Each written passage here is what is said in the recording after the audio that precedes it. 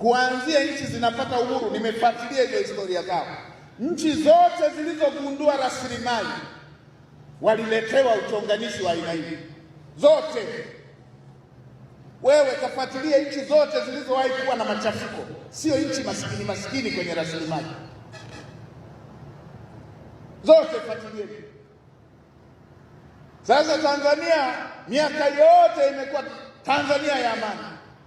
Eti miaka tunayogundua kwamba tunakuwa nchi miongoni mwa nchi 5-6 zenye gesi nyingi zaidi Afrika, nchi 5-6 zenye akiba nyingi ya chuma, nchi 5-6 zenye hifadhi nyingi zaidi ya makaa ya mawe, nchi 5-6 zenye hifadhi ya madini adhimu mengi zaidi duniani.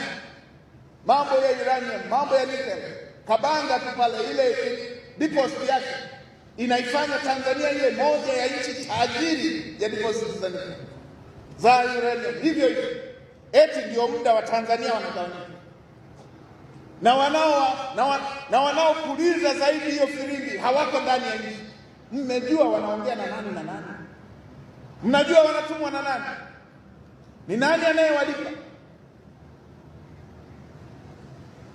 Na mimi niwaambie, waliowatuma na waliotumwa, wale wanaomezea mate rasilimali za Tanzania.